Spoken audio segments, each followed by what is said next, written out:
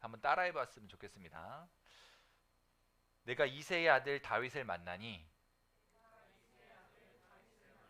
내 마음에 맞는 사람이라. 내 뜻을 다 이루리라 하시더니. 어디에 있는 말씀이게요? 오늘 읽은 본문 13장 22절에 있는 말씀입니다. 내가 이새의 아들 다윗을 만나니 내 마음에 맞는 사람이라. 내 뜻을 다 이루리라 하시더니. 아멘. 내가 이새의 아들 다윗을 만나니, 하나님께서요 다윗을 만났다라는 말씀을 하시는 거예요. 그랬더니요 마음에 딱 맞는 사람이래요. 이게 하나님께서 다윗에게 내려주신 평가였습니다. 우리도 이랬으면 좋겠어요. 구약시대에 다윗에게 가지셨던 하나님의 마음, 우리가 읽어보았습니다. 여기 만나다라고 하는 이 단어는요 헬라어로 휴론이라는 말이에요. 내가 발견했다는 뜻이거든요. 그러니까 귀한 보물, 아주 값진 보물을 찾아서 만나는 거를 표현할 때 하는 말입니다. 아, 내가 정말 진귀한 보물을 발견했어 라고 할 때 사용되는 그런 의미예요. 그 막 흥분된 분위기겠죠. 그렇게 해서 찾아 만나는 거예요. 찾아낸 거예요. 내가 값진 무언가를 찾아냈다라고 했을 때 그때 표현을 만나다라고 지금 하고 있는 거거든요. 하나님께서요 다윗을 그렇게 찾아내셨다는 말이에요. 근데 기억하세요. 사무엘이 하나님의 명령을 듣고요 이새의 집에 찾아가서 아들에게 기름을 부어야 하는데, 찾아갔을 때 다윗이 먼저 들어온 게 아니었습니다. 사무엘의 눈에 먼저 띄었던 사람이 누군지 아세요? 첫째 아들이에요. 이름은 몰라도 첫째 아들인 것은 알아두시면 좋겠습니다. 첫째 아들의 이름은 엘리압이에요. 사무엘이 하나님의 명령을 듣고 그 집에 찾아갔는데 제일 먼저 눈에 들어온 사람이 엘리압이었는데요. 엘리압은요 키도 크고요 아주 잘생겼던 것 같아요. 사무엘의 눈에도 잘 보였던 것 같아요. 그래서 속으로 생각해서 아, 이 사람이 왕이 될 사람이구나. 그래서 하나님께 그렇게 말씀을 드렸더니 하나님이 아니다 라고 말씀하시는 거예요. 그러면서 우리가 많이 들어봤을 법한 이야기 하시는 그게 뭔지 아세요? 사람은 외모를 보거니와 하나님은 중심을 보시느니라. 그래서요 엘리압이 아니고 그 두 번째 형들도 아니고 세 번째 형들도 아니고 그래도 마지막에 더 없느냐라고 해가지고 만난 사람이 다윗이에요. 그러니까 하나님께서요 다윗을 만나 주신 거예요. 만나 보았더니 발견했는데 마음에 딱 맞는 사람이다 이렇게 말씀하시는 거죠. 예수님이 이 땅에 계시는 동안에도 마찬가지였어요. 외모만 보는 종교 지도자들을 향해서 예수님은 책망하셨습니다. 종교 지도자들이나 유대인들로부터 외면을 당하셨어요. 그들은요 메시아로 받아들이지 않았습니다. 뭐 여러 가지 이유가 있었지만 그 중에 한 가지가 뭐냐면 나사렛에서는 선한 것이 날 수 없어라는 거였거든요. 이 나사렛이라고 하는, 발음도 어렵네요. 나사렛이라고 하는 지역은 저 갈릴리 북쪽 지방에 있었던, 사마리아를 지나서 갈릴리 쪽에 있었고 그 갈릴리 지역은 조그마한 도시였단 말이에요. 지역이었어요. 별로 외면당하던, 그냥 소위 말하면 지방 뭐 이런 정도의 표현이 맞을 것 같아요. 예루살렘이 수도라고 한다면, 중심지라고 한다면 갈릴리 지역에 잘 보여지지도 않는 작은 동네가 나사렛이었단 말이죠. 나사렛에서 이런 선한 인물이 날 수 없다, 이 작고 초라한 동네에서 무슨 메시아가 날 수 있겠느냐라고 생각을 해서 받아들이지 못한 거거든요. 그러니까 이 사람들의 마음속에도 외모를 중시 여기는 것들이 있었고, 그것 때문에 예수님이 외면당했습니다. 얼마 전에 목사님이 정말 충격적인 이야기를 들었어요. 여러분들 뭐 그렇게 생각하실지는 모르겠지만, 목사님 보고 얼굴을 맞대고 대면에서 만나가지고 하는 말이 못생겼어요, 이 이야기했어요. 그래서 목사님 어떻게 할게요? 마음속으로요, 아, 저하고 살아주시는 그분께 감사했습니다.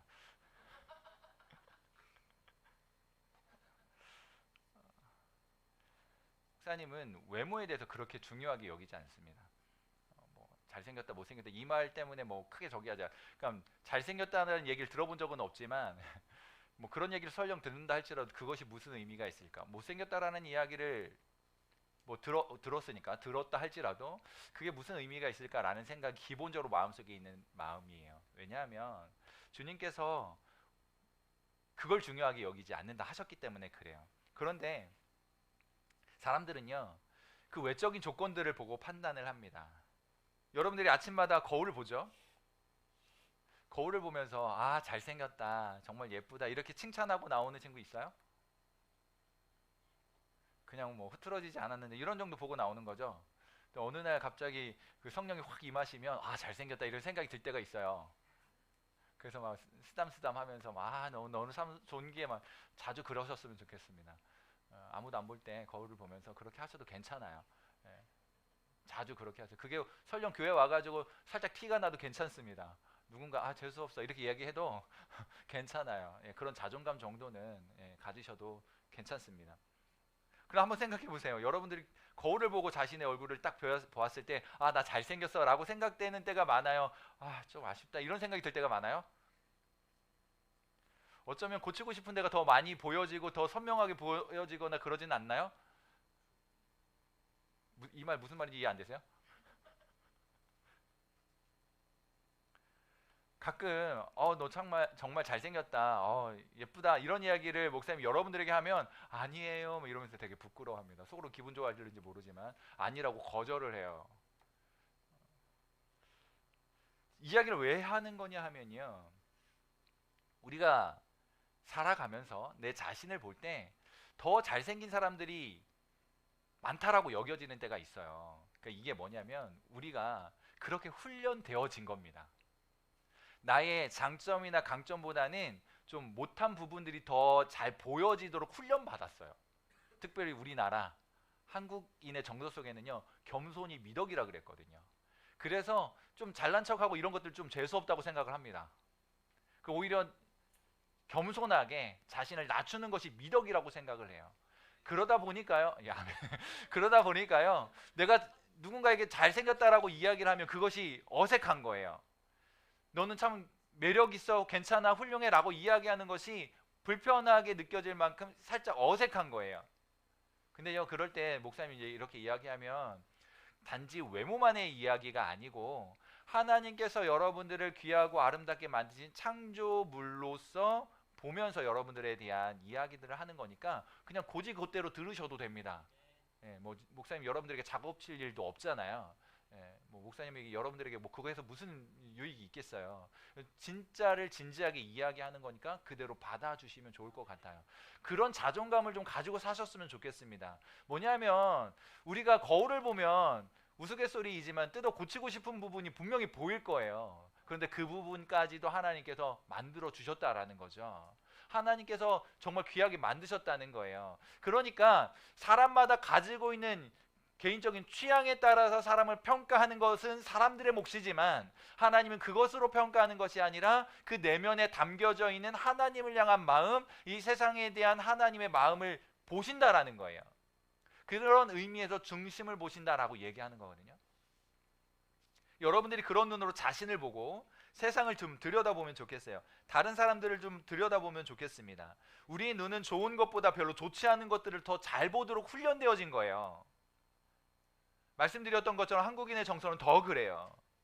그리고 마음에 드는 것보다는요, 별로인 것이 더 크게 보여요. 그런 사회적인 분위기 속에서 우리는 자라왔어요. 그래서 혹시 누가 외모를 칭찬하면 아니다라고 거절하죠. 그런데 하나님은 이 외모의 빼어남이 아니라 내면의 예쁜 모습을 보신다라고 말씀하시는 거예요. 여러분, 우리는 그렇게 하나님의 마음 때문에요, 스스로는 별로라는 생각을 하고 있어도 하나님께는요 받아들여진 사람들이에요. 하나님께서 다윗을 보시고 마음에 맞는 사람이다라고 말씀하셨잖아요. 헬라어 맞다라고 할 때 쓰는 말이 카타라는 말인데 뭐뭐의 뒤를 좇는다, 뭐뭐의 뒤를 따르다라는 의미가 있어요. 그러니까 마음에 맞는다는 것은요, 내 마음을 뒤따르는 사람이다라는 평가예요. 하나님이 쓰시는 사람은 주님의 마음을 거스르지 않습니다. 주님의 마음보다 앞서지도 않아요. 주님의 뒤를 따라가는 사람일 거예요. 그러니까 도덕적으로 깨끗한 상태만을 이야기하는 건 아닙니다. 그렇게 오해하시면 안 돼요. 어떻게 보면 다윗과 대조되는 사람이 사울이거든요. 왜냐하면 사울이 먼저 왕이 됐고 그 다음에 다윗이 왕이 됐거든요. 사울은 하나님께로부터 버려진 사람이라고 상징되고 있고, 다윗은 하나님이 마음에 맞는 사람이라고 이야기되는 사람이에요. 그러니까 대조적으로 보여지는 사람이거든요. 그럼 한번 도덕적으로 윤리적으로 한번 보자고요. 사울이 도덕적으로 윤리적으로 어떤 죄를 지었는지 한번 생각해 보시고요. 다윗은 사울만큼 윤리적으로 도덕적으로 잘못한 게 없을까요? 오히려 성경은요, 다윗의 도덕적인 부분을 건드려서 잘못됐다라고 하는 이야기들을 크게 부각시켜 놓고 있습니다. 오히려 어떻게 보면요, 다윗이 사울보다 더 나쁜 사람처럼 보여지기도 해요. 하나님께서 다윗을 보시고 평가하실 때 판단하신 근거는요, 그냥 그것 자체가 아니라 그 뒤에 어떻게 했느냐를 까지도 보시는 거예요. 사울은 돌이키지 않았고 다윗은 돌이켰습니다. 사울은 그렇게 끝이 났지만 다윗은 회개했어요. 하나님께서 회개한 다윗의 마음을 보시면서 내 마음에 맞아, 내 뒤를 따르는 사람이야 라고 평가를 내리셨던 거거든요. 그리고 다윗은요, 계속해서 하나님께 뜻을 물었던 사람이에요. 어떻게 하면 좋을까요? 하나님 어떻게 하면 좋을까요? 라고 물었던 사람이죠. 또 왕이었지만, 왕의 자리를 얻게 되었지만 진정한 왕이 하나님이라고 하는 사실을 인정했던 사람이에요. 그것이 하나님께 마음이 맞는 사람이다라고 인정되는 이유가 되었던 겁니다. 다윗의 외모가 판단의 조건이 아니었어요. 그런 다윗에게 구주가 나셨습니다. 다윗으로부터 구주가 나신 거예요. 이것이요, 하나님의 약속이었습니다. 메시아를 보내주시겠다던 하나님의 약속, 영원한 나라를 세우시겠다던 하나님의 약속, 바로 예수님을 통해 성취된 거예요. 약속이 이루어졌다는 선포입니다. 그리고 다윗을 통해서 하나님의 뜻을 다 이루시겠다는 말씀을 하신 거죠. 하나님의 뜻, 그것이 무엇일까요? 하나님 나라를 완성하는 거예요. 그리고 하나님께서 처음 세상을 보시기 심히 좋았더라, 이런 상태로요 다시 회복시켜 놓는 거예요. 하나님의 계획대로 세상 만물을 새롭게 만드시고 다시 창조하시는 그 일을 완성하는 것이 하나님의 뜻입니다. 그렇게 되면 어떤 일이 벌어지냐면요, 하나님이 여러분들과 사귀는 거예요. 친근하게 사귀는 거예요. 친밀해지는 거죠. 여러분과 여러분 사이가 서로 친밀해집니다. 나와 만물이 서로 친밀해져요. 상호 교제하고 교통하면서요, 꽃하고도 얘기하고요, 짐승들하고도 얘기하는 일이 벌어져요. 지금도 가끔은 꽃하고 얘기하는 사람이 있어요. 꽃을 보면 그냥 못 지나가죠. 아, 예쁘다, 너 정말 예쁘다, 이렇게 이야기하는 사람 꼭 있어요. 앞에 있는 사람 같은 사람.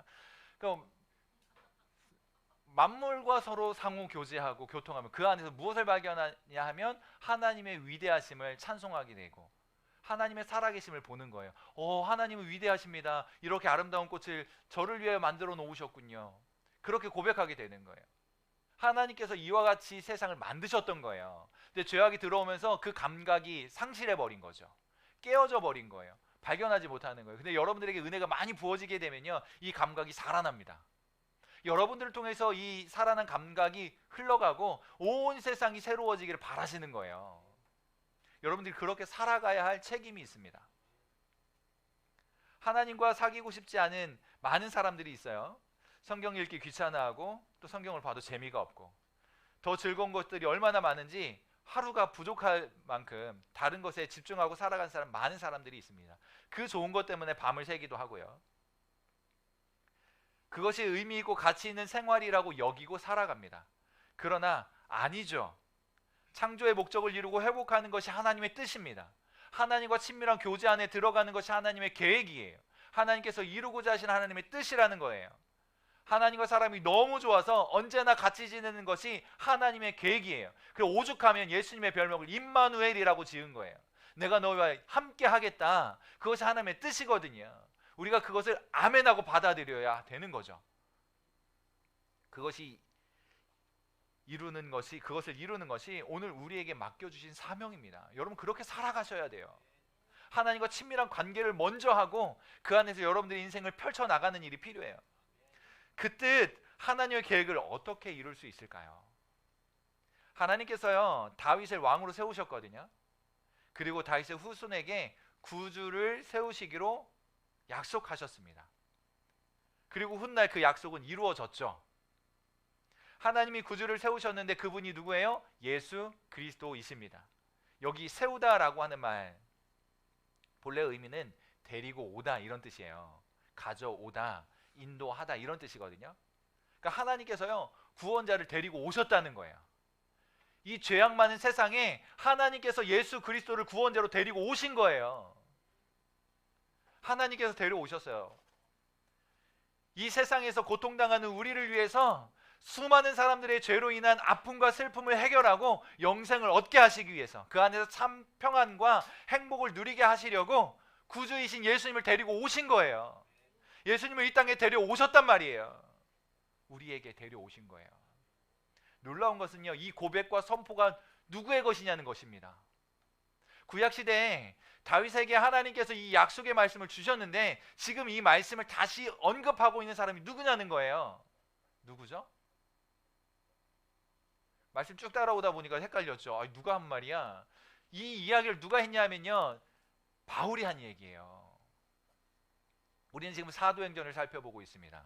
이방의 빛으로 삼으시겠다고 하나님께서 선택하신 이 사울, 그리고 훗날 여기서는 바울이라고 언급되고 있는 이 사람이 안디옥 교회에서 1년 동안 가르치는 사역을 바나바와 함께 할 때 그리스도인이라고 하는 별명을 얻게 되었죠. 그리고 그때로부터 시작해서 이 수리아 안디옥 지역은, 이 지역은 복음을 전파하는 선교의 전초 기지가 됩니다. 이방을 향하여 복음이 뻗어나가는 그 일에 발판이 된 교회가 안디옥 교회예요. 안디옥 교회에서 1차 전도 여행을 위해 파송되는 사람이 있었는데 바울입니다. 바울이 복음을 위해 파송되어서 첫 번째 당도했던 이고니온이라고 하는 지역에서 이 복음을 전하면서 설명했던 내용이 바로 이 이야기예요. 여러분, 사울이 어떤 사람이에요? 바울이 어떤 사람이에요?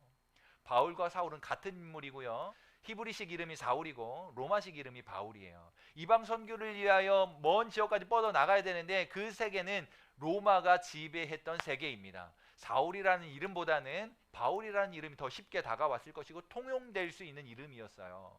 그래서 그 이후부터 사울이라는 이름보다는 바울이라는 이름으로 사용되게 됩니다.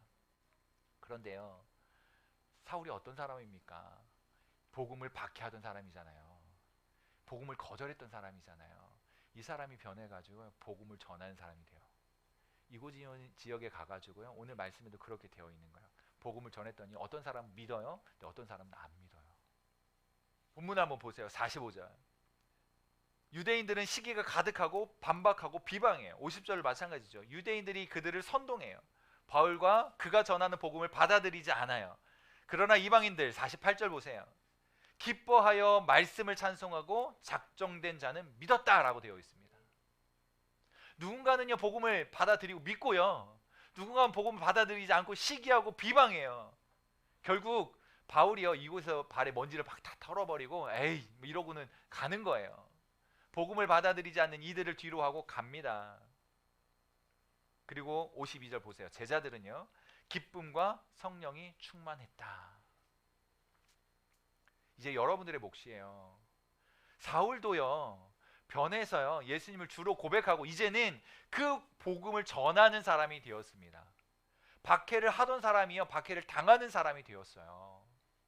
제자들은요 이 일들을 경험하면서 기뻐했고요 성령으로 충만했다라고 말하고 있어요. 이 복음을 들었던 이방인들 또한 기뻐했습니다. 그리고 믿었어요. 그 당시 유대인들은 싫어했거든요. 너희들은 우리하고 같지 않아, 너희들은 버려진 존재야, 뭐 그러고 너희들은 복음 안에 뭐 하나님 나라에 들어올 수 없어, 뭐 이런 이야기들을 들으면서 살아왔을 테지만 바울이 나가서 저 복음을 전할 때 이방인들에게도 이 복음이 전해졌다라고 말을 하니, 허락되었다라고 말을 하니 이방인들도 기뻐하는 거예요. 오늘 본문은 그 말씀을 하고 있는 것입니다. 그런 지역들을 다니면서 복음을 전했고 이 은혜 안에 거하라고, 이 복음을 받아들이라고 이야기하는 거예요. 그리고 자신을 향해 이렇게 이야기하는 거죠. 47절 중간에 이렇게 되어 있습니다. 내가 너를 이방의 빛으로 삼아 너로 땅끝까지 구원하게 하리라. 하나님께서 바울에게 부여하신 사명이었어요. 그 일들을 행하면서 가는 겁니다. 그리고 이방인들은 믿게 되고, 이 일들이 이루어지는 것을 보는 제자들은 기쁨과 성령으로 충만한 거예요. 사랑하는 여러분, 기쁨과 성령으로 충만하실 수 있기를 바랍니다. 오늘 설교 제목이요, 따름과 버림이잖아요. 복음이 여러분들에게 주어졌어요. 그 뒤를 따를 것인가, 세우는 자로 따를 것인가, 하나님의 마음에 맞는 사람으로 뒤따를 것인가, 아니면 버릴 것인가, 여러분들의 몫이에요. 아무쪼록 이 복음을 따라가는 자들 되시기를 바랍니다. 예수님이 가신 그 길을 따라가는 자 되시기를 축복합니다. 여러분들의 몫이에요. 따르면, 이 뒤를 따르면 세상으로부터 왕따 될지 모릅니다. 그러나 주님께는 받아들여질 거예요. 영원한 복을 누리게 될 거예요. 버리면, 이 복음을 버리고 하나님을 버리면 세상에서는 인기를 얻을 수 있을지는 모르지만 하나님과는 상관없는 삶이 될 것입니다. 비록 세상에서 인정받지 못하고요, 때로는 왕따가 된다 할지라도 영원한 것 붙들고 살아가는 여러분 되실 수 있기를 축복합니다. 결코 왕따로 끝나지 않을 거예요. 세상이 말하는 것처럼 소외된 것으로 끝나지 않을 거예요. 아픔과 슬픔으로 끝나지 않을 거예요. 제자들이 기뻐했던 것처럼 하나님의 마음에 합하여서 하나님의 즐거움에 참여하게 될 것입니다. 그러니 제발 주님을, 이 십자가의 복음을, 진리의 말씀을 따라 사는 여러분 되실 수 있기를 바랍니다. 예수님이 우리의 진짜 구원자이시거든요. 그 믿음의 고백과 함께 고백적인 삶 살아주실 수 있기를 다시 한번 축복합니다.